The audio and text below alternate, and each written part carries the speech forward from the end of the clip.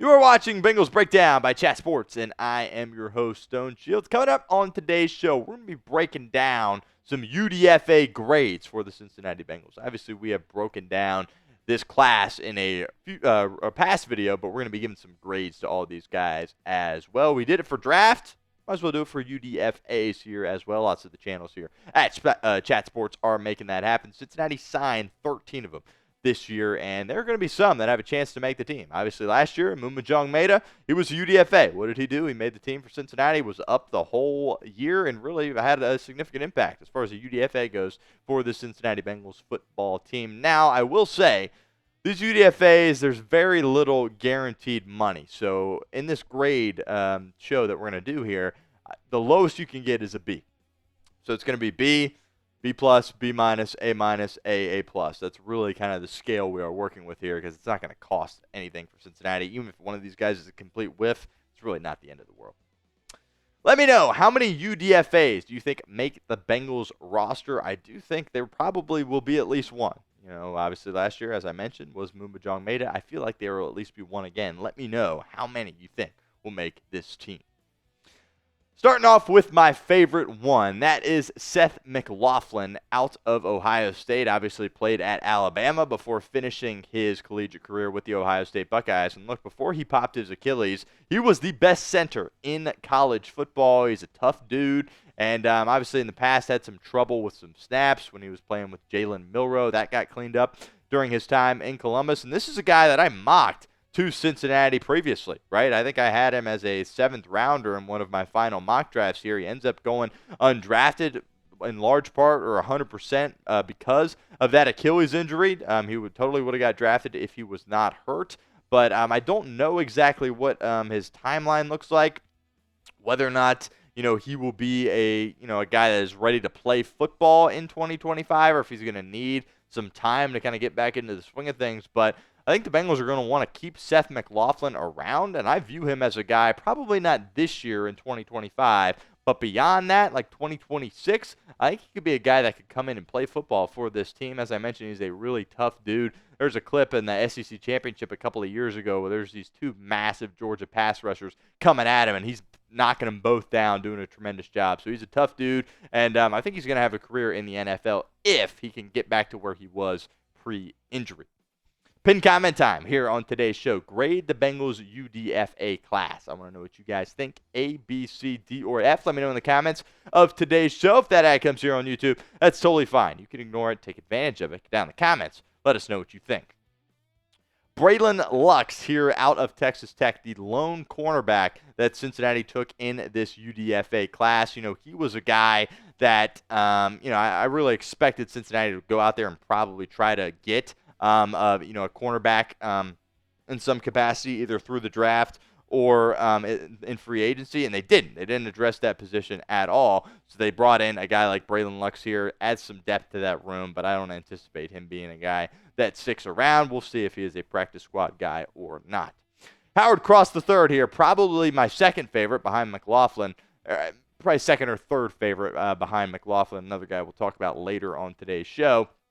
Defensive tackle out of Notre Dame, obviously has that experience with Al Golden. I really wanted Cincinnati to bring in one of those Notre Dame guys. This guy has played a ton of football. He was a 6-year senior and played a ton of games for the Fighting Irish. He's a tough dude. His dad played in the NFL.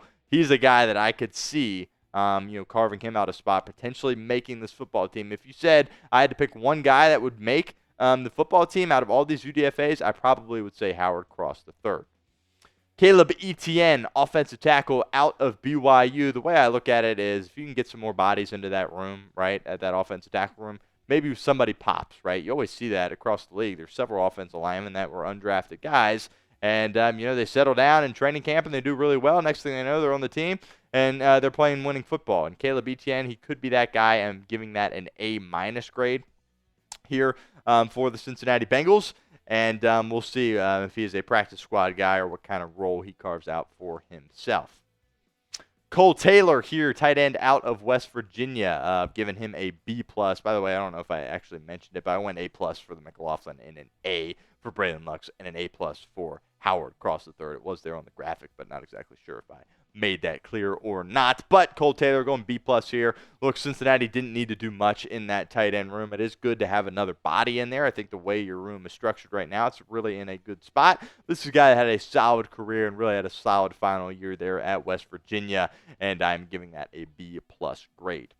Jordan Moore, when I said second favorite guy, this is probably my second favorite guy. Jordan Moore out of Duke. This guy played a lot of college football. He's a real cerebral guy, always in the right spot at the right time. He knows ball. He knows where he's supposed to be. He's a reliable guy. Played a ton of football at Duke. The coaches are going to absolutely love him, giving this an A+ grade for the Cincinnati Bengals. And he's just kind of the patent Bengals practice squad receiver to me. I really hope he sticks around as on the practice squad, and I definitely could see him in a situation where his number gets caught upon if somebody gets hurt.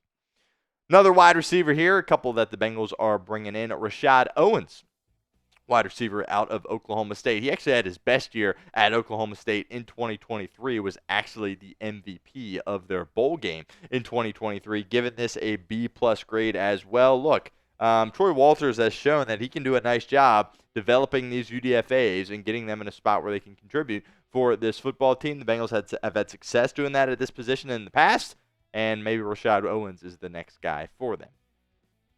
Jamoy Mays giving this a B grade for Cincinnati. He didn't really do much. Was at Chattanooga before finishing his career with the Cincinnati Bearcats. And look, the production really wasn't at that high of a level. But the Bengals love bringing in the local guys, right? If there's a UC guy, they would love to snap him and have him a part of their off-season program. We'll see. Maybe he can pop. I think this was the right call, bringing in a guy from Clifton right across the street. But I don't anticipate him having much of a role for this team.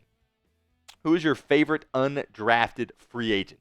Let me know in the comments section of today's show. 13 guys to choose from. Let me know which one is your favorite. Michigan long snapper William Wagner. I'm giving this one an A.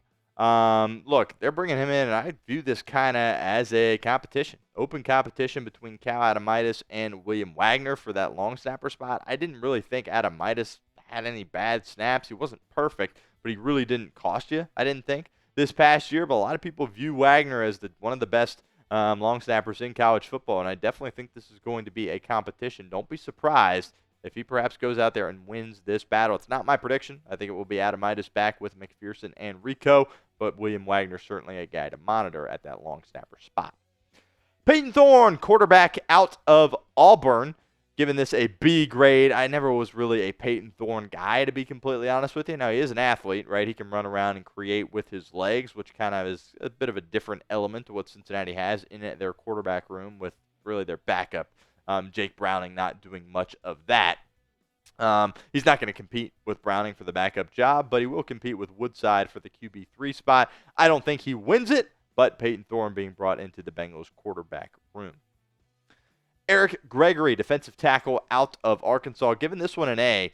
Obviously coming from an SEC school, that's always intriguing to me.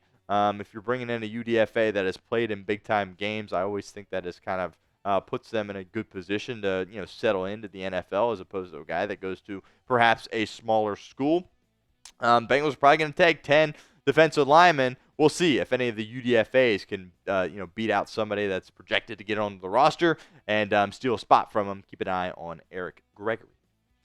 Shaquan Loyal out of Rutgers, the lone safety Cincinnati bringing in their UDFA class. Giving this one an A- grade just because you needed another body in the room. Maybe he pops off and provides you something at that safety spot, but he's going to be competing with guys like Jalen Key and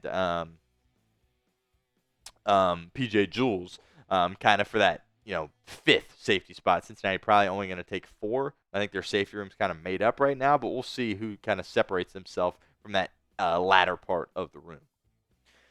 Quali Conley, running back out of Arizona, giving this one a B+. Really, the way I think the Bengals will probably take 4 running backs, right? Obviously, Chase Brown's your guy. P. Ryan Moss coming back. Taj Brooks, you're taking him in the 6th round. And then my next favorite guy is Kendall Milton, who was a UDFA out of Georgia last year. I would lean on him ahead of Quali Conley personally, But Quali Conley definitely showed some stuff there at Arizona that final season. Maybe he can vault his way into that RB5 spot, and then obviously you're only an injury away from something happening. But I would say that Kendall Milton probably is going to have a step over Conley throughout the entirety of the offseason program. Make sure you guys give me a follow over on Twitter at StoneShields_. All of our Bengals Breakdown content will be posted to my Twitter page. So don't miss out. Help me out. Give me a follow over on Twitter.